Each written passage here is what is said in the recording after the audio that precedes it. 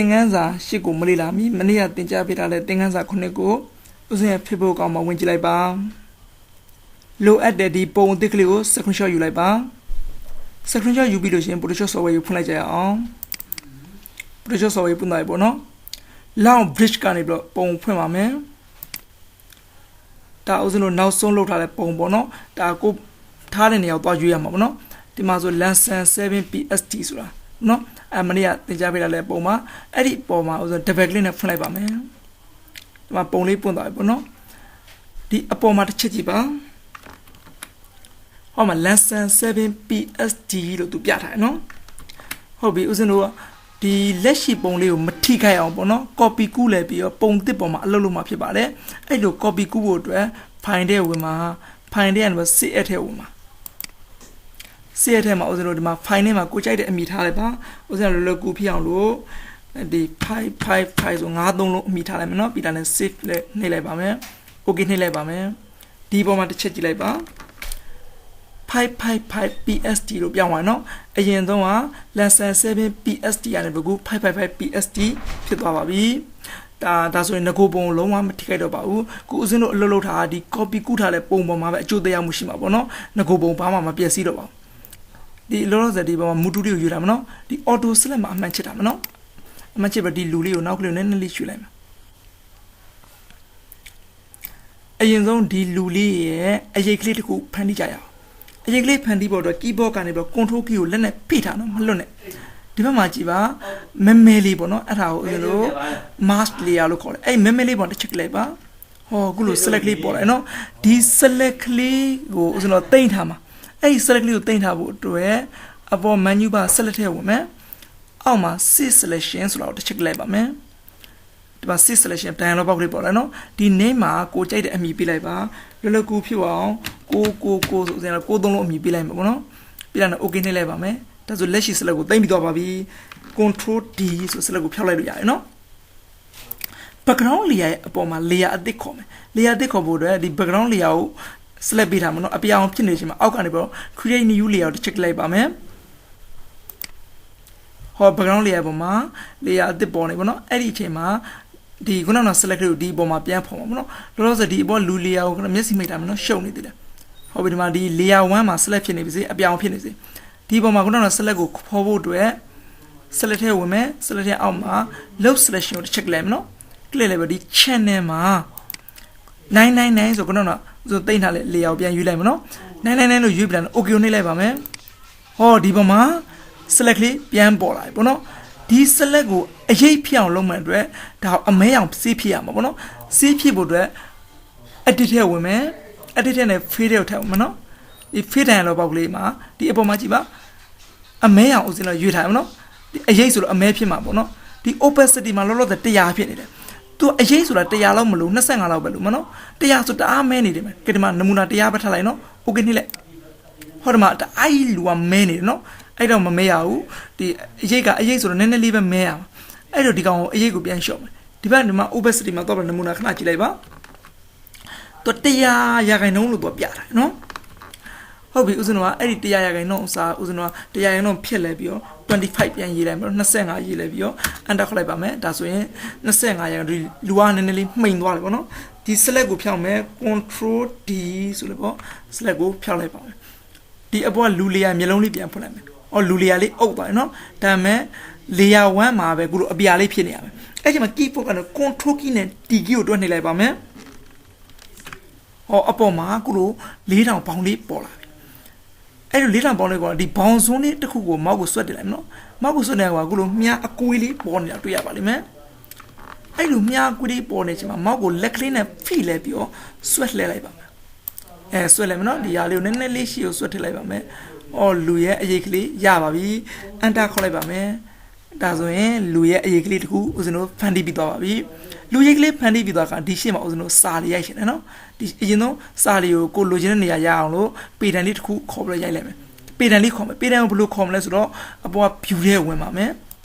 view ထဲကနေလည်းပြီးတော့ ruler တွေကိုထပ်ပြီးတော့ဝင်မယ်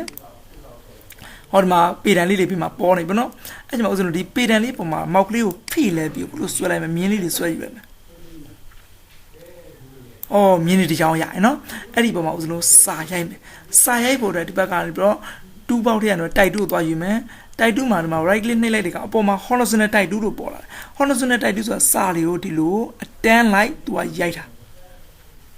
အောက်မှာ vertical တိုက်တူးဆိုစာလေးကိုအပေါ်ကနေအောက်ကိုရိုက်တာပါ horizontal type mask 2ဆိုတာသူကတော့ဘယ်လိုဟာမျိုးလဲဆိုတော့စာလေးကို select ပုံစံမျိုးနဲ့သွားမှာပေါ့နော်အတန်းလိုက်စာလေးကို select ပုံစံမျိုးနဲ့သွားမှာပါ vertical type mask 2ပေါ့နော်သူကတော့စာလေးကိုအပေါ်အောင် select ပုံစံမျိုးနဲ့သွားမှာပါဥဒ္ဒရဒီပမာကတစ်ချက်ကစာလေးချလိုက်မယ်ဟောကာစာချလိုက်တယ်မှာအခုလိုမျိုးကြီးနင်းနီအကုန်ဖြစ်သွားတယ်ဒါမှဒီမှာမှိတ်တုံနဲ့ကာစာလေးရနော်အဲ့လိုကာစာဖြစ်နေတာကိုစာကိုအပေါ်မှာပေါ့နော်ဒီတိုက်မှာကိုကြိုက်တဲ့တိုက်ပြောင်းမလို့ဦးဇင်းကတော့ဒီမြန်မာတိုက်ကိုပဲရွေးထားပါမယ်အဲဒီဘက်မှာအရွယ်စမှာတော့82ဦးဇင်းထားလိုက်တယ်အင်္ဂလိပ်စလုံးဆိုနော်82ကိုစာစရေးပါမယ်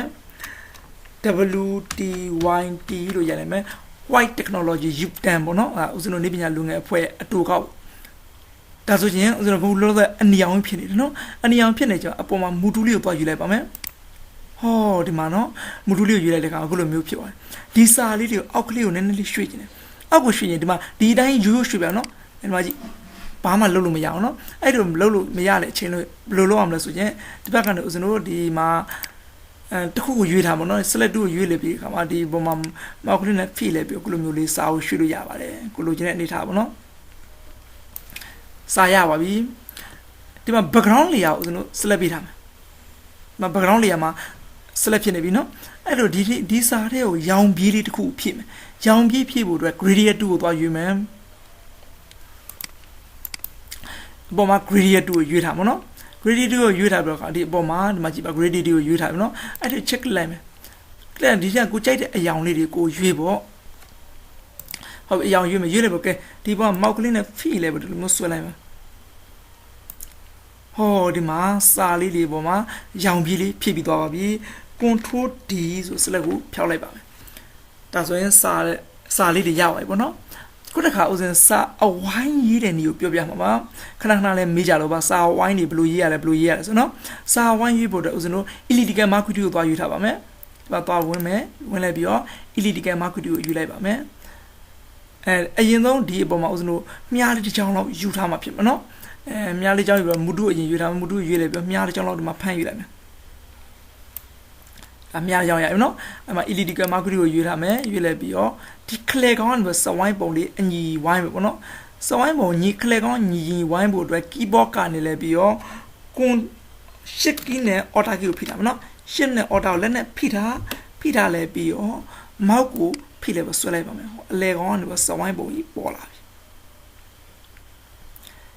ကိုလိုချင်တဲ့အနေထားရပြီဆို mouse ကိုအရင်လက်နဲ့လွှတ်မယ်လွှတ်လဲပဲ keyboard ကိုလွှတ်လိုက်မယ်ခုလိုမျိုးစဝိုင်းဖြစ်ပြီနော်အဲ့စဝိုင်းအပေါ်မှာစာလေးလိုက်ရမှာအဲ့တော့ဒီစဝိုင်းကိုကျွန်တော်ပတ်လန်းချောင်းဖြစ်ပြောင်းအောင်ပတ်လန်းချောင်းဖြစ်ပြောင်းဖို့တော့ဒီစဝိုင်းအတွင်းထဲမှာ right click တစ်ချက်နေလိုက်ပါမယ်နေ့လည်းခုလို box လေးပေါ်လာအဲ့မှာဆိုရင် make work path ဆိုတာရှိတယ်နော်အဲ့ make work path ထဲကိုတစ်ချက် click လိုက်ပါမယ်ဒီမှာ make work path ဆိုတဲ့ dialog box လေးပေါ်လာပြီနော်ဒါတွေက select ပုံစံမျိုးဦးဇင်းတို့လမ်းချောင်းဖြစ်ပြောင်းလိုက်မှာပါ okay ကိုနှိပ်လိုက်ပါမယ်ဟောခုလိုခက်မိန်လေးနဲ့အဝိုင်းလေးဖြစ်သွားပြီအဲ့ချိန်မှာဦးဇင်းတို့စာရိုက်ဖို့အတွက်ဒီကိုသွားရင်မဲ့အပေါ်က horizontal type ကိုပဲယူလိုက်ပါမယ်ယူလိုက်ပြီးတော့ကာစာလေးချလိုက်မယ်နော်မိတ်တုံနဲ့ကာစာလေးပေါ်နေပြီကိုကမြန်မာစာရိုက်မှာဖြစ်တဲ့အတွက်မြန်မာစာဆိုရင်တော့ဒီ font size က80နဲ့ဆိုမရပဲ60လောက်ထားလိုက်မယ်နော် control နဲ့ shift ကိုတွန်းနေလိုက်မယ်မြန်မာစာဖြစ်တဲ့အတွက်နော်အဖြူရောင်နီပညာလူငယ်အဖွဲ့ပေါ့နော်အဖြူရောင်နီပညာလူငယ်အဖွဲ့လို့ဆိုရင်ရိုက်လိုက်ပြောနော်ရိုက်ပြီးတဲ့အခါမှာဒီဟာကိုဆိုမူတူလေးတော့ယူမယ်နော်မူတူလေးယူလို့ဒီစာလေးတွေကိုဒီရွှေ့ခြင်းလို့လေးရွှေ့လို့ရပါတယ်ဒီမှာဆိုတော့ကြည့်ပါဦးဒီအဖြူရောင်နီပညာလူငယ်အဖွဲ့ဆိုလဲစာအောက်မှာရောက်နေနော်ဒီလူပုံလေးရောက်အောက်မှာရောက်နေတောင်ဒီလူပုံလေးအထက်ကိုရောက်ချင်တယ်ဒီမှာအဖြူရောင်နီပညာလူငယ်အဖွဲ့ဆိုလဲဒီ layer လေးကိုဆွတ်တင်မယ်နော်ဒါဆိုနောက်တစ်ဆင့်တက်ပြီးတော့တင်လိုက်မယ်အော်ဒါဆိုလူပုံရဲ့အထက်ကိုရောက်သွားပါပြီဒီ layer လေးကိုကိုယ့်ဘာကိုဆွဲကျင်တယ်လို့လည်းဆွဲလို့ထားလို့ရတယ်ပေါ့နော်